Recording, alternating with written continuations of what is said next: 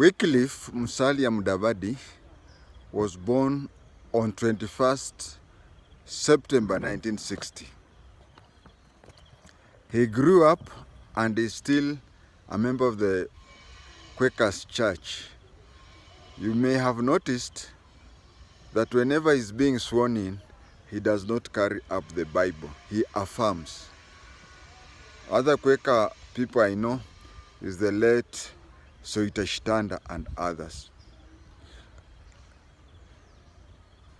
Wycliffe Musalia Mudavadi attended Nairobi Primary School from 1968 to 1974, where he sat his CPE. Do not mistake it with KCPE. He sat for his CPE in 1974.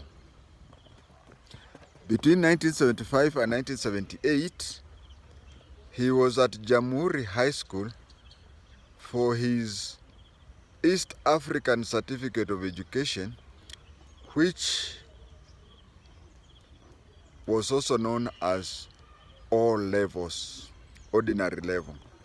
Then from there he joined Nairobi School from 1979 and 80 for his Form 5 and Form 6, which used to be called A levels, that is advanced level.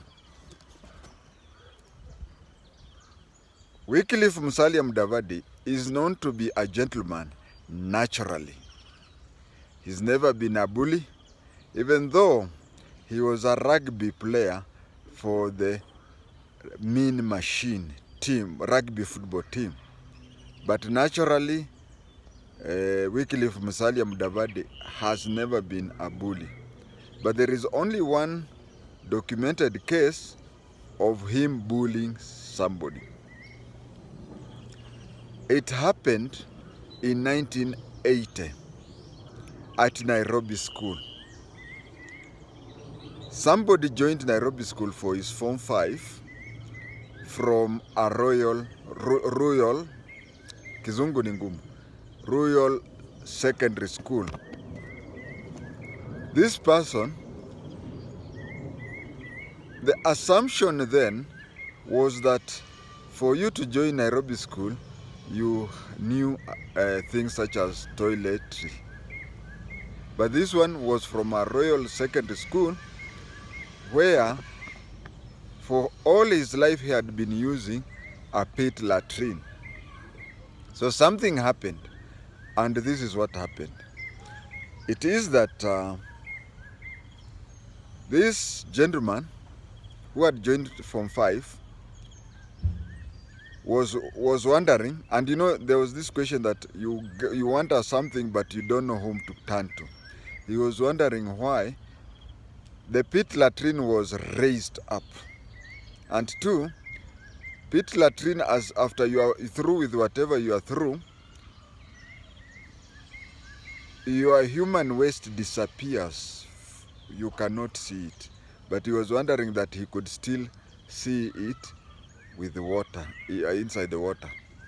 So it happened that one time, students were concerned that somebody was stepping on the toilet. You see, if you step there, you leave there either mud or dust. So the place where people sit was soiled, and also the person forgot to flush the toilets. So 2 or 3 students, including Wycliffe Musalia, planned to make a surprise. And I mean, it was just simple that any student who comes out of the toilet, another one goes there immediately. So in that way, they came and discovered the Form 5 student. For you, the 844, let me tell you, Form 5 was not an easy thing. We used to have problems in Form 5. The school that I attended Form 1 to Form 4, I never noticed that, maybe because it was a day school.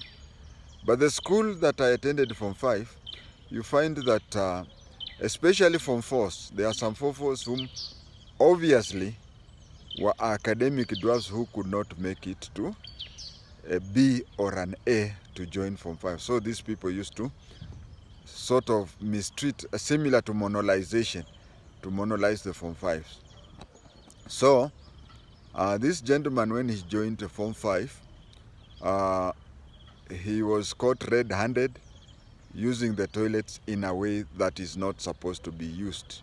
That is the only one and only time that Wycliffe Musalia Mudavadi is recorded to have bullied anybody in life. He was beaten up and he was taught toilet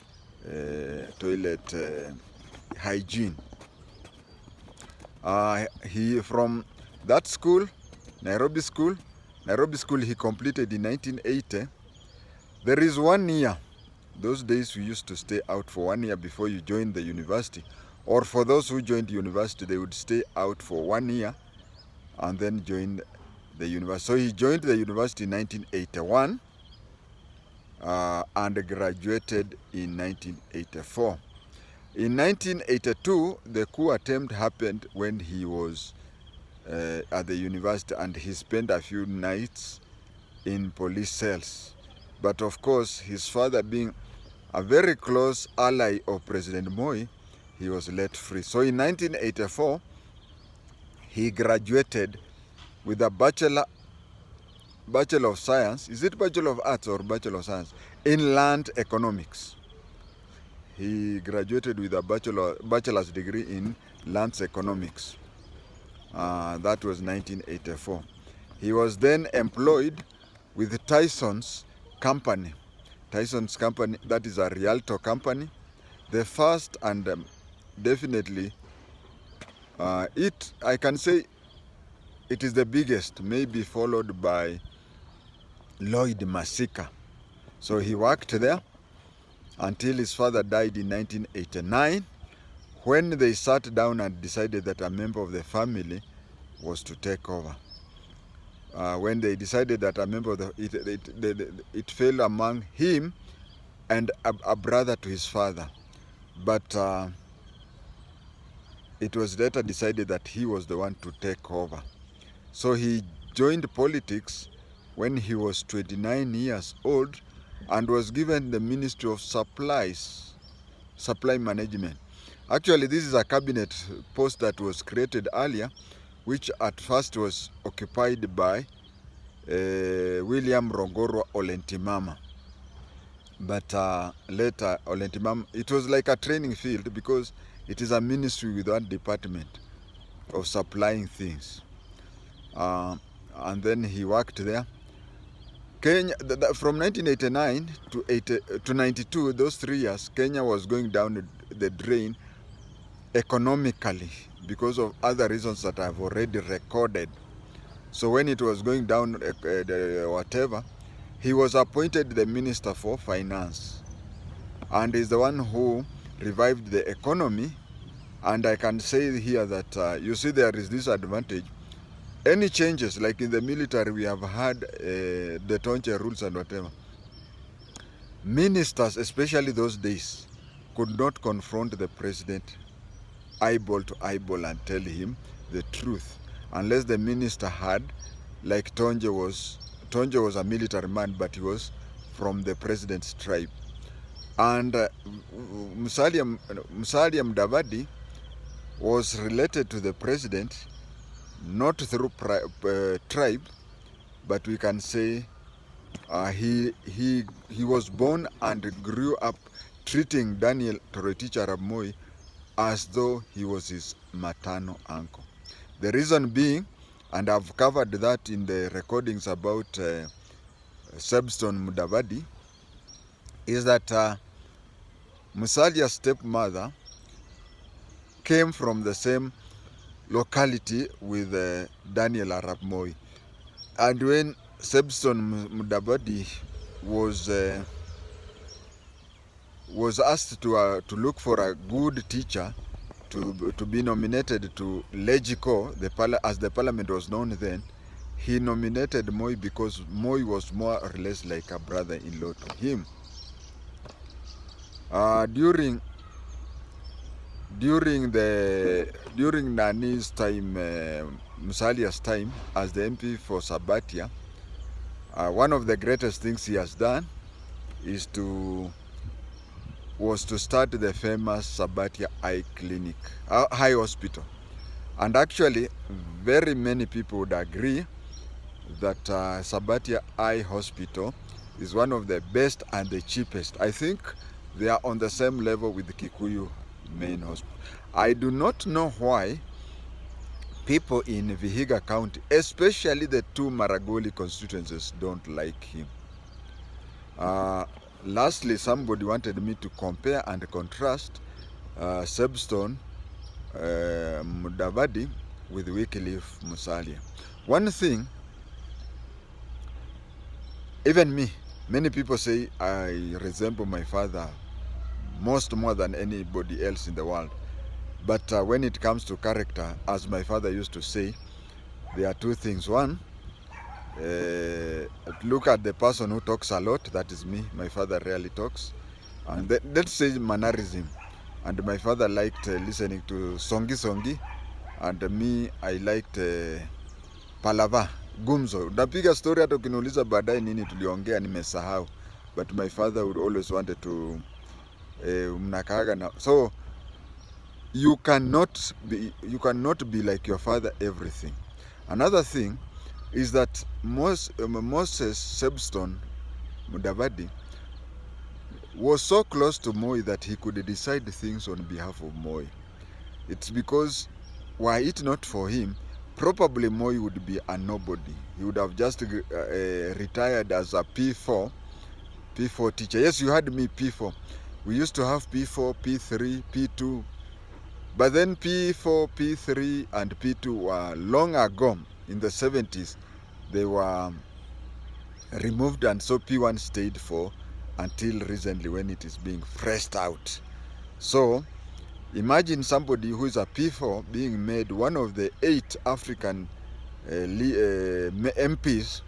It is Moses Sebstone Mudavadi played a big role in that. So you can see that because of his closeness with Moi, he could even imagine when he was a minister for local government, he made sure that all new positions went to Maragolis, not even Luhya.